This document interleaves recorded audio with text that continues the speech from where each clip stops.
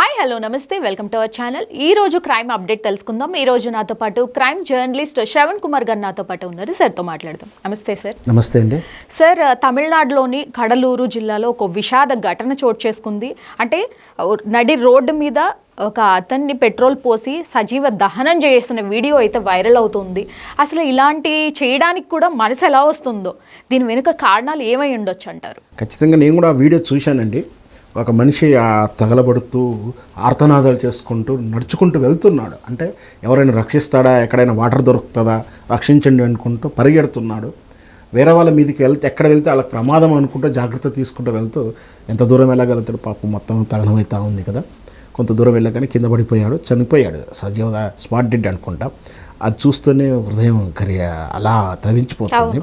దీని వెనక కారణం ఏంటంటే, ఒక అతను వచ్చి పెట్రోల్ పోసి తగలబెట్టి పారిపోయాడు. ఎవరా అతను అంటే, ఈ చనిపోయినటువంటి ఈ అచ్చగావించబడిన వ్యక్తి యొక్క కోడలు ప్రియుడు ఆయన.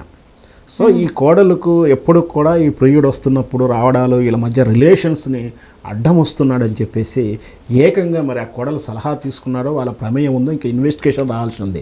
ఈ హత్య వెనక కోడల ప్రమేయం ఎంతవరకు ఉంది, రీజన్ అయితే ఆమెను తెలిసిపోయింది, ఎంతవరకు ఉన్నది విచారణ వస్తుంది. సో అతన్ని పెట్రోల్ పోసి తగలబెట్టి ఎంత రాక్షసంగా క్రూరంగా ఆలోచించారంటే, ఇష్టం ఉన్నప్పుడు కలిసి పెళ్లి చేసుకోవాల్సి ఉండే, లేదంటే ఇష్టం లేదంటే ఇంకో రకంగా డిబేట్ చేయాల్సి ఉండే విషయాన్ని అట్లా చంపడం అనేది చాలా దారుణం. రోజు రోజుకి ఇట్లాంటి క్రైమ్ పెరుగుతూ ఉంది, లీగల్ రిలేషన్స్ పెరుగుతూ ఉన్నాయి. ప్లస్ ఇన్ని వార్తలు చూస్తూ చంపినా హత్య చేసినా ఏం జరిగినా ఖచ్చితంగా నేరం నిరూపణ జరుగుతుంది, అరెస్ట్ చేస్తారు, పోలీసులు వస్తారు. అది తెలిసినా కూడా ఇట్లాంటి తప్పులు జరుగుతూనే ఉన్నాయి. మరి ఈ క్రైమ్లో అరికట్టాలంటే కఠినమైన శిక్షలు రావాలని నా ఉద్దేశం. కానీ విచక్షణ కోల్పోయి ఆవేశంలో చేసుకున్న ఒక చిన్న దానికి ప్రాణం సైతం తెలుసుకోవడం లేదు సార్. నేను అదే చెప్తాను. Crime for gain. ఏం గెయిన్ ఉంటుంది? క్యాష్ ఉంటుంది, నగదు ఉంటుంది, లేదా సాటిస్ఫాక్షన్ ఉంటుంది, లేదా క్షణిక ఆవేశం ఉంటుంది.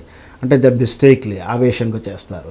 ఇప్పుడు ఇది మరి ఏ విధంగా చేశారంటే, నగదు సంబంధించిన అవసరం కాదు, సాటిస్ఫాక్షన్ అంటే తను ఏదో పొందాలి, ఆమెను వదులుకోలేడు, ఇతన్ని పెట్టుకోవాలి, కక్ష తీర్చుకున్నాడు. కక్షతోటి ఆ క్షణికావేశంలో అనుకోవచ్చు, లేదంటే పథకం ప్రకారం చేసిండు అనుకోవచ్చు. మొత్తం మీద ఈ క్రైమ్ ఏదైతే నేరం చేసినా ఈజీగా రావచ్చు అనేటువంటి ధోరణిలో ఉన్నటువంటి ఈ చట్టాలు అయితే ఖచ్చితంగా మారాలి. సొంత స్వలాభానికి పక్క వాళ్ళు ప్రాణాలు తీయడం అయితే, తన కోపమే తనకి శత్రువు అనడానికి ఇది ఒక నిదర్శనం అని చెప్పుకోవాలి. Thank you sir.